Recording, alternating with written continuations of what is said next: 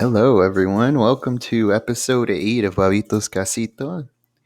So, I'm your host, Albert Cueva. So, wipe your feet, have a seat, and let's get started.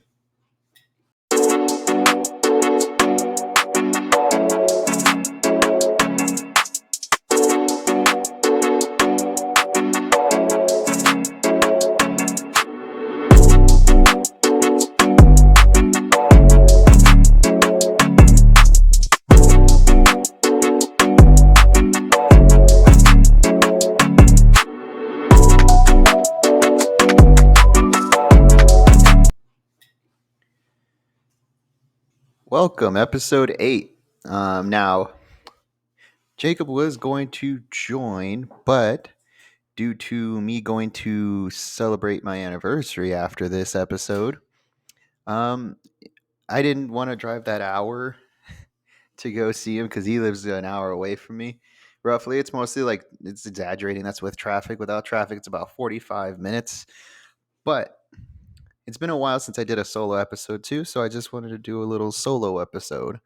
Um, Today's topic of the day, real quick, is Modelos and mental health. Fool. And before I get into the funny, we gotta talk about mental health struggles and in honor of Mental Illness Awareness Month. And I myself struggle with some mental health. I get panic attacks, anxiety attacks. Depression hits me like a truck sometimes, but it's mostly the anxiety attacks. I think of in my experiences, it's just been, what ifs and oh, why has my best friend like not answered my call? Like, am I the pro? It's just like things like that. It's the littlest things that make it like so big in my brain, and it just makes me go crazy. But I take deep breaths. I have a good support system. Like I said, my wife really is there for me, and I don't use her as a crutch. It's just more like she supports me. She like kicks me back into place, and I really appreciate that. And if you struggle with mental health or you have those dark days, um, or even just like have those downtimes, it's gonna be okay. We're all here for you. We family. We support you, and let's get into the funny. So a bunch of drunken mishaps happen when you're drunk. I have my fair share of them that you will hear later. Certain blackout moments. I've only been blackout about twice in my whole life, so it's been pretty crazy. Also, side note, Jacob will be joining us in the next episode. It's gonna be great. Um, I promise that this one's gonna be might be a little short, but than you're normally used to. But I'll throw in an extra free episode, extra free 30-minute episode this week. So stay tuned for that. But let's get into the noticias absurdas. An Idaho man has been arrested for allegedly kicking a Yellowstone bison in the leg while drunk. Park officials say Mr. Yoder, a 40-year-old man in Idaho, ended up injuring himself in the incident that happened near the park west entrance. This happened on April 21st, by the way. Uh, an individual. So basically, they received a report of the individual who was harassed. They saw him harass a herd of bison and kick one of the bison in the leg. They located the vehicle near the west entrance and stopped in the town of West Yellowstone, Montana. Yoder was arrested and charged with 1, being under the influence, 2, being under the influence of alcohol to a degree where it endangers oneself, and 3, disorderly conduct to create and maintain hazardous condition. Oh wait, they threw on an extra a little bit more. I didn't see the other two. You're approaching wildlife. I guess that's a wait. Can you get that's a wait a minute? You can get arrested for approaching wildlife, like a fucking squirrel or some shit, or is like it depends. Is there like a freaking scale? Because it just says approaching wildlife in the actual article and the chart itself. Like not the chart, but like the police report. So I guess that counts. So if you disturb wildlife or approach a squirrel, you can be actually arrested for that, I guess, because it's considered wildlife. Or there, I guess there's some degrees or some shit. Um, but basically, he sustained minor injuries from the encounter with the bison, obviously because it's a fucking bison, and was taken to a local facility for treatment before being transported to the detention center. The driver of the vehicle was also arrested and charged with driving under the influence for interfering to failure to yield at an emergency light activation while disturbing wildlife. So let's just break it down here on the mistakes that this man made. First, he was drunk and thought disturbing nature was a great idea. Second, he brought his friend along with it. Well, do you know how it is when you have your drunken mishaps? You and your buddy are drunk as shit. You think, man, I think I could take on a fucking bison. And since you have your fucking wildlife right outside your door, I mean, you might as well try it. A lot of people, even Jake and I had that conversation about what animal could we realistically take on for 4 hours. And, I said a wildebeest, and he said, like, he had a complicated answer. But,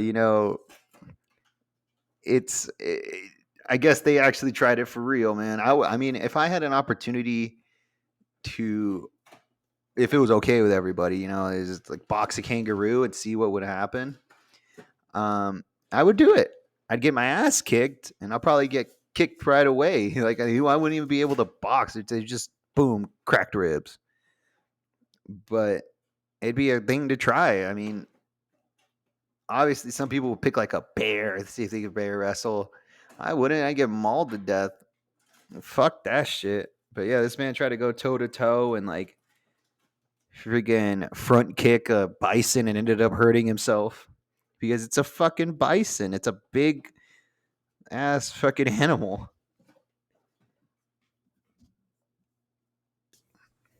But yeah, man. Um, I mean, I can't blame them for trying to do that. I mean, you can't blame them because they're disturbing wildlife, and you shouldn't be doing that. But he tried to go toe to toe with the bison, and it did not work. Our next story: a drunk middle school teaching assistant, so not the teacher, was arrested after a student drank her vodka thinking it was Mountain Dew. Before I even go into this story, I know for a fact that what is this kid doing drinking out of the teaching assistant's like water bottle? And he has no business be drinking that shit. He should be minding his own business. I know it's bad that she's drunk at the school, but that kid had no business drinking her shit. No business. Um, and he's like, "Oh, it's Mountain Dew. It's clear. It's probably clear, or it was in those Stanley fucking cups that every one under like 25 has." Um, but yeah, even then, why would you even drink? They look at all the germs and shit. This kid wasn't taught manners. But yeah, like if my teaching assistant offered me shit back when I was in middle school, like I wouldn't take that shit. Even back then, man, because it's like I don't know where they've been. I don't know where their mouth's been. I don't want to drink that shit unless like I knew it was like alcohol. And then maybe, well, who am I kidding? I didn't fucking drink till I was like 21. A lot of you are bad children. Bad children. No judgment. But I mean, if you allegedly drank while you were under 21, good for you, I guess. Um, but yeah, I decided to wait till I was 21 just because like I didn't want to not risk it. It's just like it wasn't for me. I was a little innocent boy. But anyways, so that's my opinion about it. A Georgia middle school teaching assistant was arrested and canned after a student drank her bottle of vodka thinking it was Mountain Dew with her blood alcohol level at 3 times the legal limit. So that's fucking crazy. 39 years old, was fired at the middle school after a student took a sip out of the bottle that allegedly belonged to her, believing it was just soda. Like I said, if the bottle was see through, you could tell that it wasn't just soda. Even if he thought it was like Sprite, at their kick, fine, vodka and soda water or whatever. But like, if it's Mountain Dew, that shit's green or red or whatever the other fucking flavors, blue. The point is, it has a color to it. These middle schoolers, like they're ranged from like what 12 to 14. They're smart enough. He knew what it was. Anyways, um, he took a sip out of it, believing it was just soda. The student threw out the drink, disrespectful, and alerted the other teacher. Oh, he's like, this kid is the type to remind the kids that there's homework due. They remind the teacher that there's homework due. This kid is a fucking pencil pusher. It's just, I understand that it's wrong and the teacher's in the wrong here, but come on, this kid stuck his nose. Oh man, he's a teacher's pet right here. Not even the teacher's pet.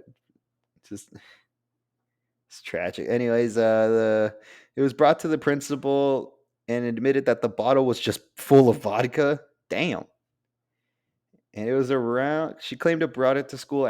She claimed that she brought it to school accidentally. The deputies were called in at around 1 o'clock and gave a breathalyzer test, which was registered with the blood alcohol level of 0.259. Damn, that's fucking drunk. I understand some people have that type of morning or like where it's just you need a drink, but that is what is pushing it, especially at a kid's school. But damn. But overall, man, I feel like we've all had those moments where we all went to like school, like college for me, but a little hungover or a little like drunk because you're pre-gaming for what the party's ahead. I don't know about this teacher's situation, but like there's like some situations where you do go to school kind of drunk, but it's not your fault. But this was like deliberate. I was just saying that this one time in college, I was in political studies because I had to take that class. Um, and the night before, because for some reason in college, everybody parties on a Tuesday. Um, well, at least back in UC, in the UC Riverside, I think that's when I went to. Um, it was crazy. Um, but yeah, I ended up getting really plastered the night before, and then I was still drunk when I woke up. Luckily, I was in walking distance, about 5 minutes, but I ended up being really fucking drunk at class, and in my notepad, I wrote down, "This teacher's too loud." And that was it. That was my notes for the whole fucking class. But yeah, man, those are Noticias Absurdas. Next, we got Tell Me the Cheese, man. We got a couple different cheese miss stories that are kind of funny. Um, but yeah, and then we go into the food for thought after that. So stay tuned. Welcome to Tell Me the Cheese Man, where Bobito gives certain advice on certain stories that you say. Sometimes they relate to the topic, but other times they just get so outlandish that we have to put it in the show. And what I got for you today is my girlfriend was poking holes in my condoms. That's crazy. He's probably like an NFL player or something. I'm just kidding. Um, I am 25 years old and my now ex girlfriend is 22. Oh, so they broke up over it. Or he probably broke up with her. Let's see here.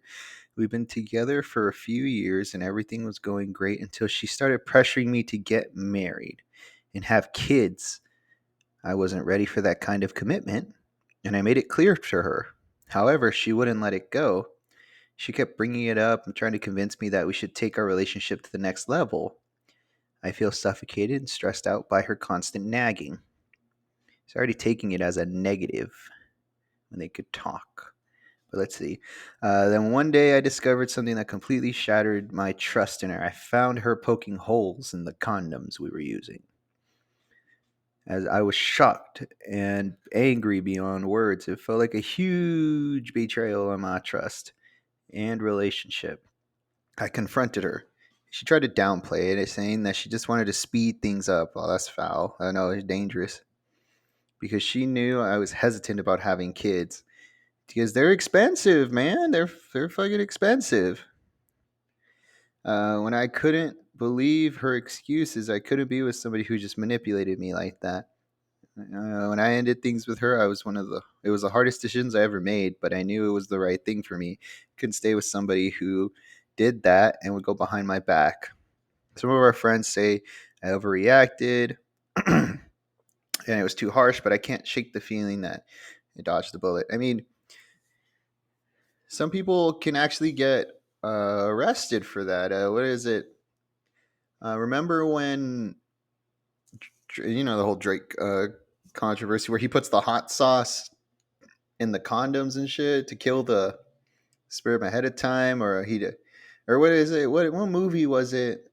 No, it was a TV show. It was a Blue Mountain State, where Thad, I think his name's Alec Richardson. He was like, he put water in the condom or whatever, to see if there was holes in it. That's basically what the this is what it felt like. Yeah, no, that's not okay.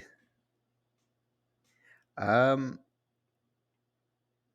yeah, that's actually not okay. I understand, you guys have your different opinion, but in this economy, man, kids are expensive. I understand if y'all have kids, respect that, but some they can be expensive. The diapers, the strollers, the things like that. It's understandable. Maybe we want to get like more of a high paying job before getting into that. Marriage can also be expensive. There's the certificate, the actual reception itself, the honeymoon. Yeah. So, you got to save up for that type of stuff. So I understand, you feel like, you need to take the relationship to the next level, but you got to save up for that because everything costs money. Everything costs money. Our next story here is my wife bought a G-string bikini and doesn't seem to understand why it makes me uncomfortable. I'm 37 years old and my wife is 35. I bought a new bikini for this. See, I thought it said I bought. Nope, it's just my wife bought. Okay. My wife bought a new bikini for this summer as a surprise. It's more of a shock though. She bought is a micro G string bikini that barely covers anything. I first thought she intended to wear it only for me, but it turns out she thought about wearing it to a public beach and even when she goes to the beach with friends. She is excited and it will help her avoid getting tan lines like she always hated. But it made me uncomfortable and I voiced my concerns. I thought that she would ask my opinion before making the decision, but she didn't and she doesn't think she has to. Her opinion is that it's her body; she can wear what she likes. I'm being old fashioned, and now it's an acceptable wear. Sorry, it is an acceptable wear. It's true that it's her body. I completely agree. She doesn't need my approval, but maybe I'm just struggling with jealousy. Please help. I don't know how I should handle this, bro. Just in the words of what is his name? He said it. What was his name? Jelly Roll. Um, don't buy a Ferrari just to have it in the garage, man. Show that shit off. Be proud. She feels good in it. You like her in it. Well, why not just fucking have her in it? Who cares? Do your thing, have fun. If you two are going to the beach, enjoy each other. Don't worry about nobody else. You know? I need to listen to more Jelly Roll, actually. I think he's a country artist, right? Yeah. Yeah, Jelly Roll was saying that to response to all the haters. Um, about his wife. You know, it's like people need to mind their fucking business. Basically, we respect Jelly Roll for that. And this guy is a very big insecure prick who just needs to fuck off. But yeah, man, that's story number two here. And then let's see here.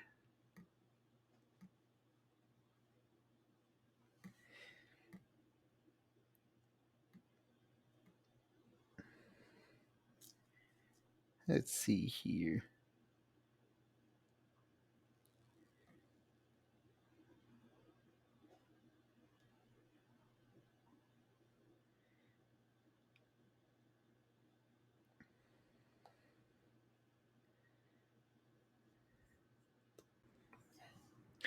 One last thing about that story before we move on to the third and final story. He ultimately just needs to stop being insecure. He needs to stop being a little bitch before somebody else, like a karate instructor or some shit, gets involved and takes her away. Tom Brady. But yeah, I had to consult with my wife about this because it's just like I'm picturing myself. My wife has an amazing body. I love it to death. She's like hot as fuck. Anyways, and if she bought that shit, I'd support it. I'd be like, yeah, fuck yeah, take her everywhere. I'd be like, yeah, this is my wife. Look at that shit. Admire the Ferrari. She's a bad bitch and she knows it. But yeah, he just needs to stop. He's very insecure. But all right. Story number three. Oh, this is pretty fucking gross. But I'm gonna say it anyway. Here we go. My fiance, who's 20 years old, keeps giving his love juice on my tampons. So for some background knowledge, I graduated high school last year. I'm class of 23, and my fiance is a high school dropout. He has some sort of income, but I am usually the one who brings in the money. However, I'm now 37 weeks pregnant and about to pop.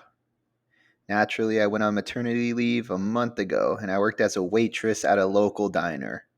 I moved in with Daniel about 3 months after I graduated, a little after I found out I was pregnant with his kid.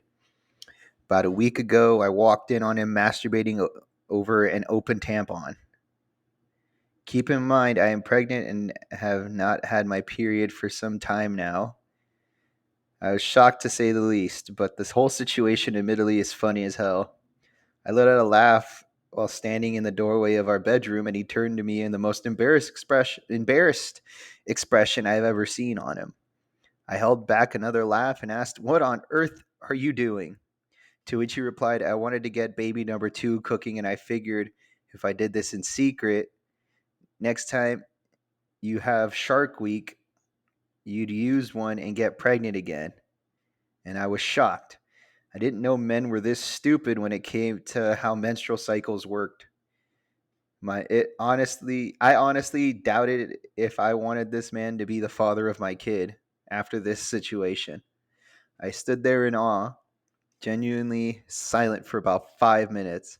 Then I explained to him that's not how it worked, and it only made him more embarrassed. We haven't talked about it since. Looking back at it now, it's pretty funny in an uncomfortable way, but I genuinely don't know something. I don't know if I can move past this. Is there something worth breaking up over? Or should I try to make it work? And then there's a little bit of updates here. It's pretty cool. Um, I decided to break things off with him as soon as possible. Thank you, everyone, for congratulating me on the pregnancy and everyone giving me genuine advice. I'm truly grateful for it. Um, Without going into too much detail, baby number one was completely unplanned. I knew I was too young to have a kid, but I went through with it anyway because the thought of being a mother excited me. I'm going to look into adoption, possibly staying with my sister for a little while just so I can get back into my feet.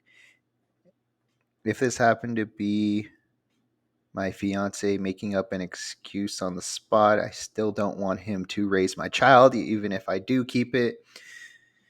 Nor do I want him in my life any longer because he doesn't have himself together.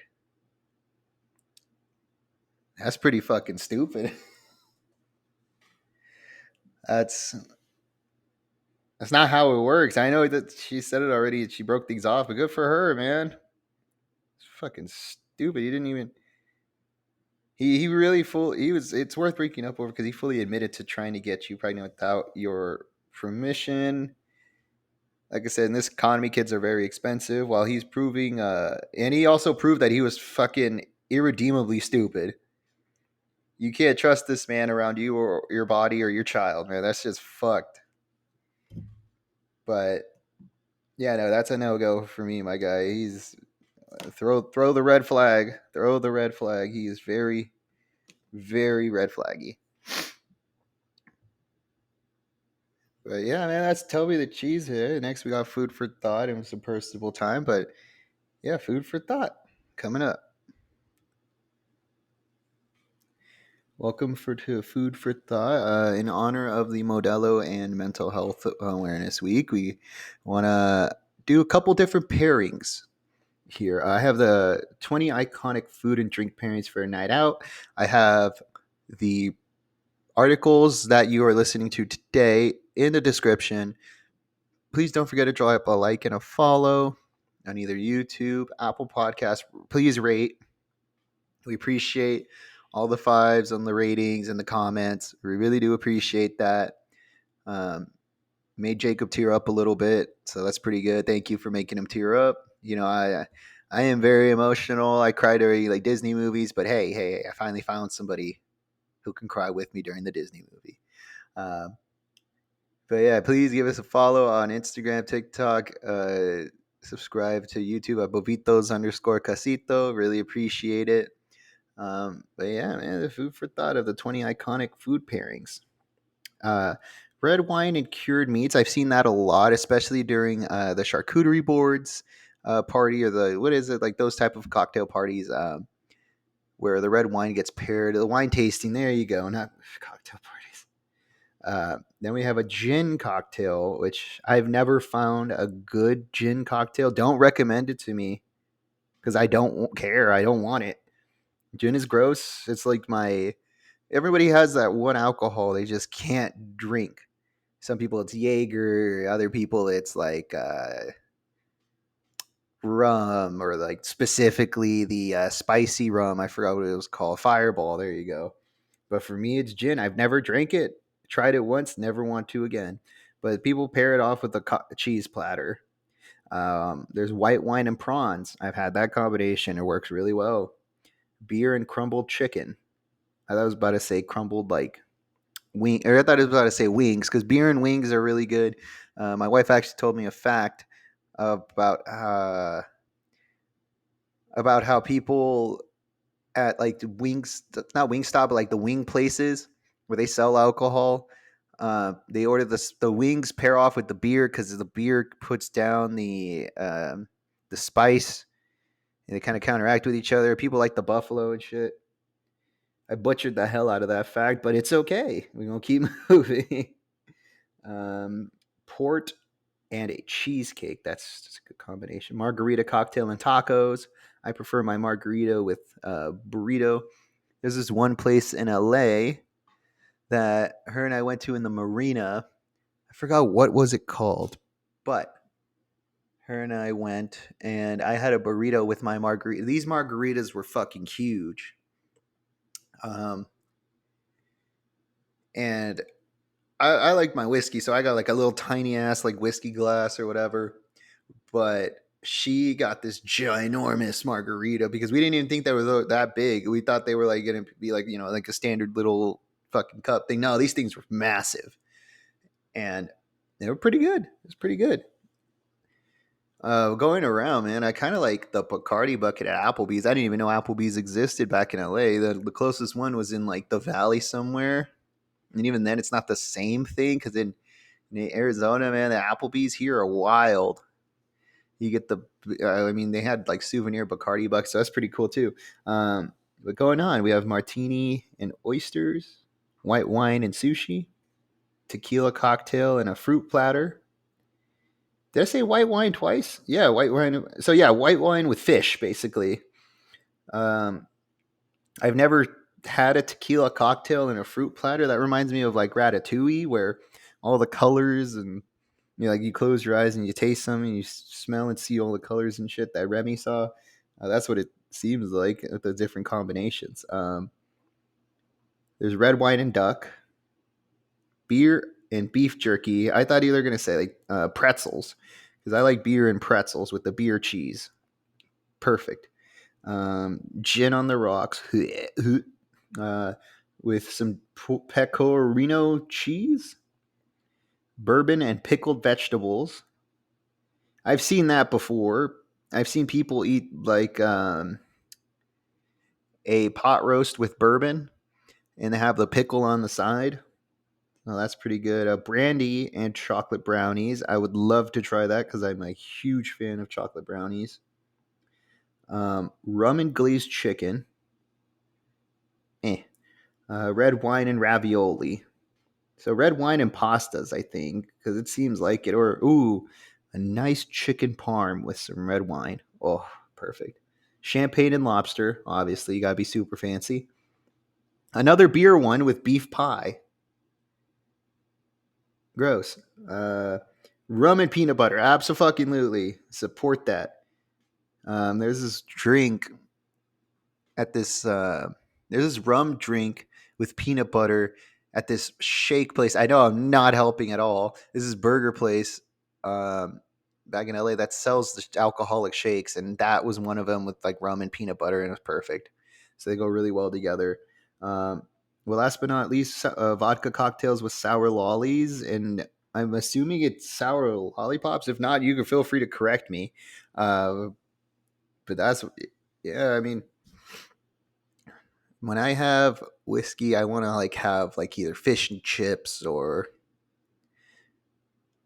yeah, just like different like Irish themed food. Irish nachos are the best. I highly recommend if you ever go to an Irish pub and they serve that.